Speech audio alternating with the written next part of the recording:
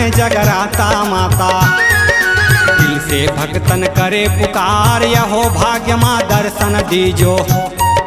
करु वंदना हे गणराजा, विद्यादायनी सरस्वती माँ। अज्ञानी अबोध बालक हूँ, कलम चलाते हो सहाय। गाथा गाऊं मैं अम्बे मात की।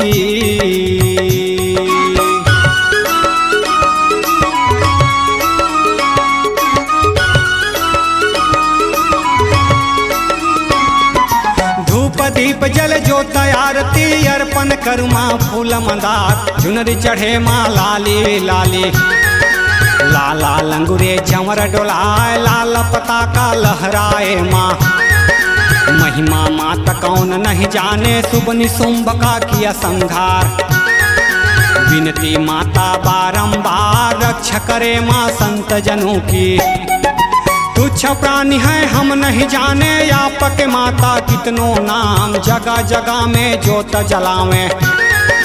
होता है माता आपक मान, भक्त न जाने महिमा आपकी।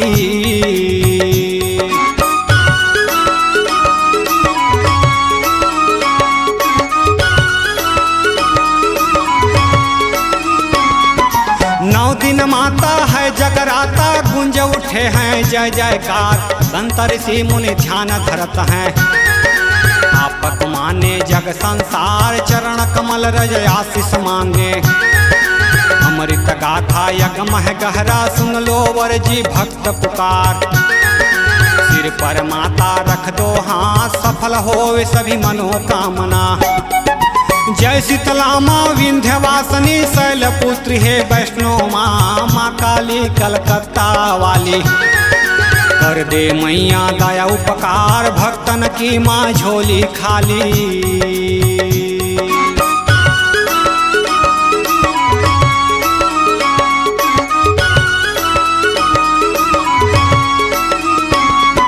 मैहर की माँ शारद माई, जननी लगायो बेड़ा पार। भीड़ लगे सब भक्त खड़े हैं, आस लिए सब आपके द्वार। प्रेम की झोली भर दो माता, प्रेम सुमन फूल अर्पण माँ। सिर पर रख दो आशीर्वाद, हुए हृदय माँ गद गद आज। हो भवानी मैहर वाली, वीर योद्धा वो दल का भैया। आल्हा जग में नाम कहा, परम ज्ञानी माँ परम भक्त था।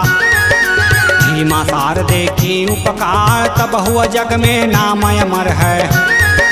नौ दुर्गा माँ सातों बहिनियाँ, मैं बालक अनपढ़ ज्ञान। क्षमा करे माँ भूल चूक को, आप हो माता मैं नादान। सदा कृपा बरसाए रखियो, विनती जननी बारंबार। यहो भवानी जग जननी माँ, भक्त करे हैं जय जयकार। हो भवानी जग जननी माँ, करूं वंदना बारंबार। यही कामना हाथ जोड़ के, करूं वंदना बारंबार। यही कामना हाथ जोड़ के।